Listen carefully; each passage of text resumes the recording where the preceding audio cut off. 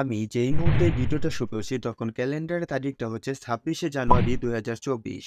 আর এই মুহূর্তে বাংলাদেশের সবথেকে আলোচিত সমালোচিত যে বিষয়টা আছে তা হচ্ছে 2024 শিক্ষাবর্ষের সপ্তম শ্রেণীর ইতিহাস ও সামাজিক বিজ্ঞান বইয়ের শরীফ থেকে শরীফা হওয়ার গল্পটা। কারণ এই গল্পের মূল ভাব বা সামারিতে একটা বিষয় সামনে আসে, তা হচ্ছে ট্রান্সজেন্ডার। এই ট্রান্সজেন্ডারটা কি? এটা কি কোনোভাবে হিজড়াদের, অর্থাৎ যাদেরকে আমরা তৃতীয় লিঙ্গের মানুষ হিসেবে চিনে থাকি, তাদেরকে বোঝায়? নাকি এটা সম্পূর্ণ অন্য কোনো কিছু? চলুন কোনো প্রকার আলোচনায় যাওয়ার আগে এই ট্রান্সজেন্ডারের সংজ্ঞাটা জেনে আসি, যে ট্রান্সজেন্ডার কাদেরকে বলে। উইকিপিডিয়াতে রূপান্তরিত লিঙ্গ বা ট্রান্সজেন্ডারের সংজ্ঞায় উল্লেখ করা হয় সেই সব ব্যক্তি যাদের মানসিক লিঙ্গবোধ জন্মগত লিঙ্গ থেকে আলাদা, অর্থাৎ একজন মানুষকে ছেলে অথবা মেয়ে হিসেবে আলাদা করার জন্য সৃষ্টিকর্তা প্রদত্ত যে লিঙ্গটা দেওয়া হয়, সেই লিঙ্গের দ্বারা কখনো সে ছেলে অথবা মেয়ে হিসেবে আলাদা হবে না। এটা ডিপেন্ড করে সে নিজেকে কি মনে করে। অর্থাৎ কেউ যদি পুল্লিঙ্গের অধিকারী হয়ে সে মনে করে যে আমি একজন মেয়ে, তাহলে সে মেয়ে। আবার কেউ যদি স্ত্রীলিঙ্গের অধিকারী হয়ে মনে করে যে সে একজন ছেলে, তাহলে সে ছেলে। এখন আসে সেই আলোচনায় যে ট্রান্সজেন্ডার এজেন্ডাটা বাস্তবায়ন হলে কি কি সুফল আর কি কি কুফল পাওয়া যাবে সেই আলোচনায়।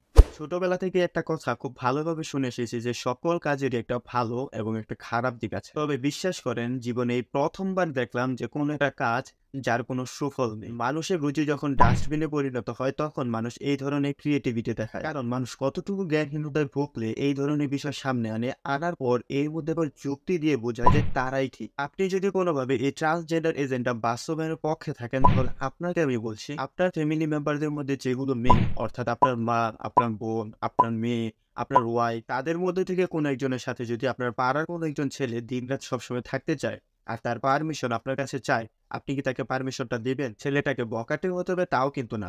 একজন সুস্থ মস্তিষ্কের ব্যক্তি যদি আপনার কাছে এসে বলে যে আঙ্কেল, আমি আপনার মেয়ের সাথে আপনার বোনের সাথে এক ঘরে একসাথে থাকতে চাই, আপনি কি এর পারমিশনটা দিবেন? আমাকে যদিও ছেলের মতন দেখতে, তবে জেনে রাখুন আমি ছেলের মতন দেখতে হলেও আমি মনে মনে একজন মেয়ে। এখন আপনার কাছে আমার প্রশ্নটা হচ্ছে, আপনি কি সেই ছেলেটাকে পারমিশন দিবেন? আমি জানি আপনি তখন কি বলবেন। এবার আসেন দ্বিতীয় পয়েন্টে। আপনার ফ্যামিলি মেম্বারে থাকা প্রত্যেকটা মেয়ে বা মহিলারাই রাস্তাঘাটে চলাফেরা করে। এখন মনে করেন হঠাৎ করে কোনো একদিন আপনার বোনকে বা আপনার মেয়েকে কোনো একটা ছেলে রেপ করলো। তারপর আপনি সুষ্ঠু বিচার পাওয়ার জন্য সরাসরি পুলিশের কাছে গেলেন। আর পুলিশ আপনাকে সুষ্ঠু বিচার পাইয়ে দেওয়ার জন্য সরাসরি অ্যাকশনে নেমে এলো। পুলিশ রেপিস্টটাকে ধরে আনলো এবং ধরে আনার পর তাদের মধ্যে বেশ কিছুক্ষণ কথা হয় এবং কথা শেষে সকল পুলিশ মিলে এই রেপিস্টটাকে সসম্মানে মুক্তি দিয়ে দিল। আর আপনি দূরে থেকে এই সম্পূর্ণ ঘটনাটা দেখলেন যে পুলিশ তাকে নিয়ে আসলো, তার সাথে কথা বললো এবং তাকে মুক্তি দিয়ে দিল। তো আপনি দৌড়ে পুলিশের কাছে গেলেন এবং জিজ্ঞাসা করলেন যে তাকে মুক্তি কেন দেওয়া হলো। আপনার প্রশ্নের উত্তরে পুলিশ বললো যে এখানে তো কোনো প্রকার কেসই হয় না। আর কেস না হওয়ার কারণ হিসেবে বললো যে সে তো একজন মেয়ে, তাকে যদিও একজন ছেলের মতন দেখতে, কিন্তু সে মনে মনে একজন মেয়ে, আর একজন মেয়ে হয়তো আর একজন মেয়েকে রেপ করা সম্ভব না। আর এই কারণে আপনার কেসটা নেওয়া হচ্ছে না। তো এখন আপনাকে বলছি, এইরকম সিচুয়েশনে কি আপনি এই পুলিশের বা এই রেপিস্টের যুক্তিকে মানবেন? এইখানে যে আপনি কি বলবেন তা আমি জানি। এবার আসেন তৃতীয় পয়েন্টে।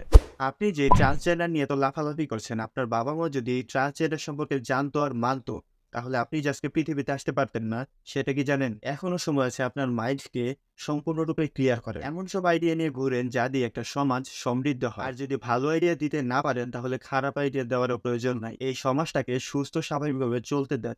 আজকের ভিডিওর প্রশ্ন, আমার এই ভিডিওটা কত তারিখে শুট করা হয়েছে? ভিডিও শুরুতে দেখেন এই প্রশ্নের উত্তরটা রয়েছে। আর এই প্রশ্নের উত্তরটা আজকের ভিডিওতে নয়, এই প্রশ্নের উত্তরটা দিবেন নেক্সট যে ভিডিওটা আপলোড হবে 3 তারিখে, সেই ভিডিওতে। আরেকটা কথা, উত্তরটা নেওয়া হবে ইউটিউব থেকে। আপনি যদি কমেন্টে সঠিক উত্তরদাতাদের মধ্যে প্রথম, তৃতীয় হতে পারেন, তাহলে সাবির হাসান খালেদ ইউটিউব চ্যানেলের পক্ষ থেকে পুরস্কার স্বরূপ পাবেন নিশ্চিত কিছু অর্থ। আর সকলের সুবিধার্থে বলে দিচ্ছি, আমার নেক্সট ভিডিও আসবে ফেব্রুয়ারি মাসের 3 তারিখে সন্ধ্যা 6টা থেকে 7টার মধ্যে। আর আজকের আমার এই ভিডিওটা যদি আপনি ফেসবুকে দেখে থাকেন, তাহলে আপনাকে বলছি আজকের ভিডিওটা যদি আপনি সবথেকে বেশি শেয়ার করতে পারেন, তাহলে সাবির হাসান খালেদ ইউটিউব চ্যানেলের পক্ষ থেকে পাবেন একটা টি-শার্ট। আরেকটি কথা, শেয়ার করার ক্ষেত্রে বেশ কিছু নিয়ম রয়েছে, আর এই নিয়মগুলো মানলে আপনার শেয়ারগুলো কাউন্ট হবে।